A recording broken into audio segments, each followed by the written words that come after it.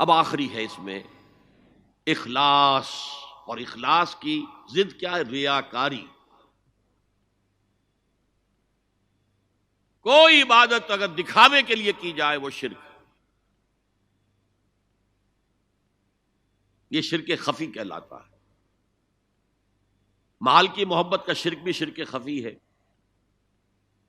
نفس کی اطاعت کا شرک بھی شرک خفی ہے، اور یہ سب سے خفی شرک ہے۔ حضور نے فرمایا صلی اللہ علیہ وسلم، من صلی یرائی فقد اشرکا ومن صام یرائی فقد اشرکا ومن تصدق یرائی فقد اشرکا۔ جس نے دکھانے کے لیے نماز پڑھی اس نے شرک کر لیا، جس نے دکھاوے کے لیے روزہ رکھا اس نے شرک کر لیا، جس نے دکھاوے کے لیے خیرات کی، صدقات دیے، وہ شرک کر چکا۔ قد اشرکا، قد اشرکا، یہ عربی کے مزاج سے واقفیت ہو، فعل ماضی پر قد جو ہے تو وہ پرفیکٹ ٹینس بن جاتا ہے، کر چکا، وہ شرک میں ملوث ہو چکا۔ من صلی یرائی فقد اشرکا ومن صام یرائی فقد اشرکا ومن تصدق یرائی فقد اشرکا۔ اور تجزیہ کر کے یہاں تک بتایا کہ اگر کوئی شخص نماز پڑھ رہا ہو اور جب وہ یہ دیکھے کہ کوئی اسے دیکھ رہا ہے تو اپنے سجدے کو طویل کر دے تو یہ شرک ہے۔ فرض کیجئے 5 سیکنڈ کا سجدہ وہ کر رہا تھا، اب اس نے 7 سیکنڈ کا کیا ہے، یہ 2 سیکنڈ کس کے لیے ہے؟ اس ایک سجدے کے 2 مسجود ہو گئے۔ وہ 5 سیکنڈ کا سجدہ تو اللہ کے لیے، 2 اس کے لیے شرک ہو گئے۔ ایک اور بات فرمائی صلی اللہ علیہ وسلم، شرک خفی کو پہچاننا اور دیکھنا اتنا ہی مشکل ہے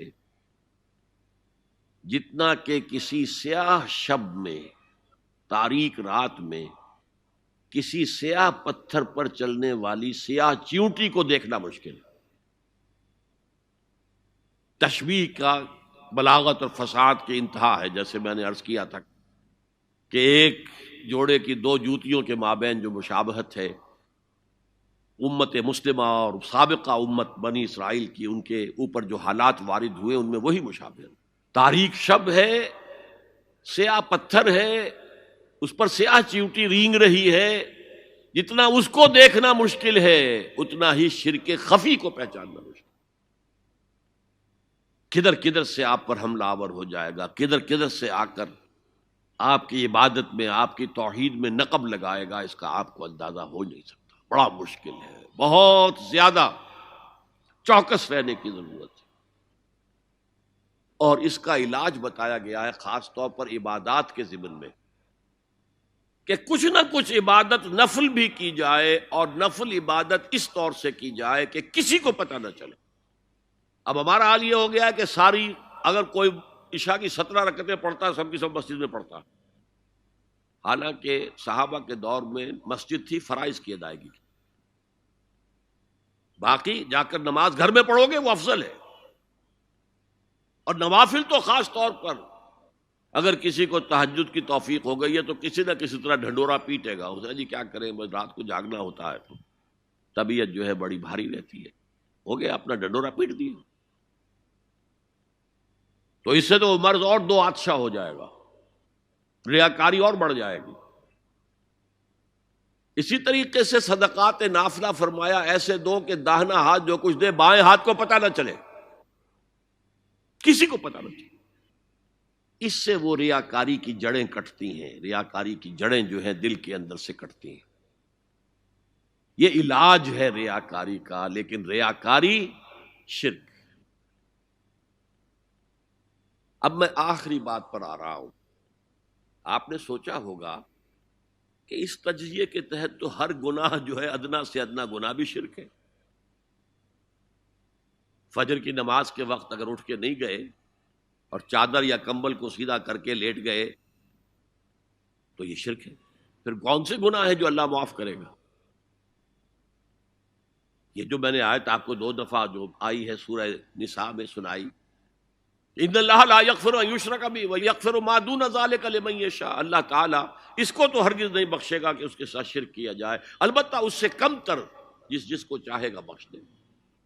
تو جان لیجئے یہ جو باریک تجزیہ میں نے کر کے بتایا ہے یہ اپنی جگہ 100% درست ہے، لیکن ان میں جو یہ چیزیں ہیں، کوئی کوتاہی ہو گئی، کوئی گناہ ہو گیا، کوئی شریعت کی مخالفت ہو گئی، نفس کی کسی اس وقت کے دباؤ میں آ کر، یہ گناہ شمار ہوں گے اگر یہ آپ کی طبیعت ثانیہ نہ بن جائے۔ اگر یہ آپ کی سیکنڈ نیچر بن گئے تو ایک گناہ بھی ساری تباہی لانے کے لیے کافی ہے۔ اگر آپ نے ڈیرے ڈال دیے، غلطی ہو گئی، معافی مانگو، توبہ کرو، استغفار کرو، اللہ صاف کر دے گا۔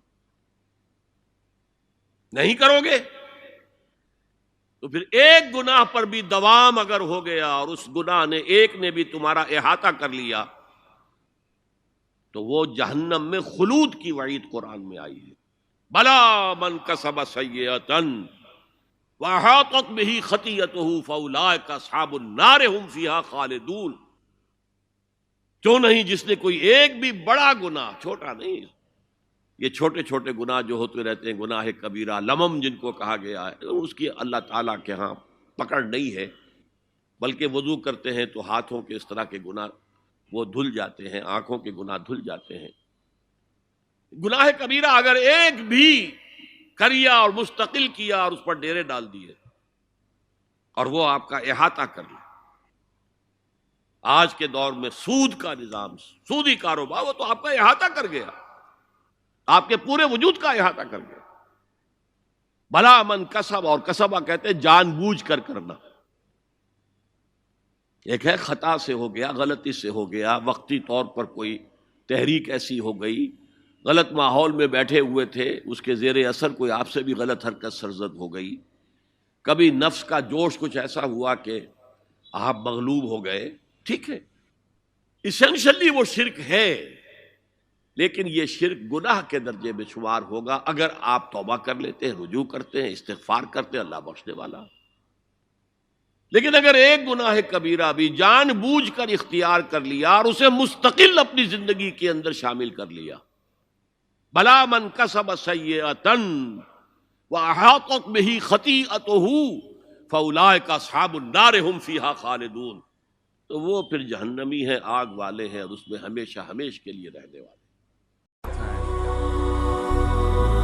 هي الحلقات تحفظني بآيات من القرآن، هي الحلقات تملأني بحب المصطفى العدنان، هي الحلقات تحفظني